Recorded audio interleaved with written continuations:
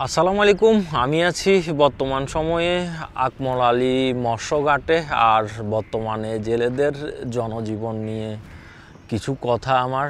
এই যে দেখতেছেন আপনার নৌকাগুলো, এখানে বর্তমানে সমুদ্রে মাছ নাই বললেই চলে, তাই অধিকাংশ জেলেরা অবসর সময় কাটাচ্ছে। আর কিছু কিছু জেলেরা যাচ্ছে অন্যান্য মাছের জন্য। বিশেষ করে এই ঘাটগুলোতে বেশিরভাগে ইলিশ মাছের সময়ে জমজমাট থাকে।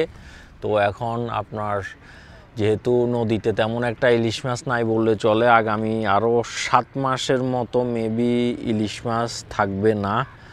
তো এজন্যই হচ্ছে গিয়ে জেলেরা এই সময় পার করতেছে। আর এই আমার সামনে হচ্ছে আউটার রিং রোড, এটি চট্টগ্রামের। এখান দিয়ে আপনার সি বিচ থেকে অর্থাৎ পতাঙ্গা থেকে ঢাকা পর্যন্ত এই রোড দিয়ে বড় বড় গাড়িগুলা যাতায়াত করে।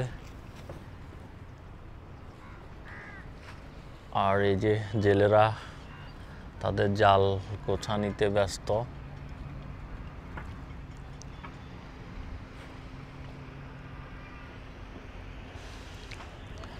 আর এখন সমুদ্রেও মোটামুটিভাবে জোয়ার চলতেছে।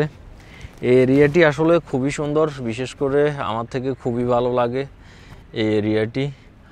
কারণ হচ্ছে গিয়ে এখানে আসলে আপনি সন্ধ্যার যে এই সূর্যদেবীর সুন্দর দৃশ্য, ওইটা একমাত্র এখানে আসলেই উপভোগ করতে পারবেন। তবে এই যে সমুদ্রের পাশে রয়েছে অসংখ্য ময়লা, তো এই ময়লাগুলো আসলে শুধু সমুদ্রের পানিকে দূষণ করে না, এগুলো আমাদের পরিবেশকে দূষণ করে। তাই আমি বলবো সবসময় আপনার আশেপাশে যে ময়লা আছে এগুলা নির্দিষ্ট স্থানে ফালান, পরিবেশকে রক্ষা করুন।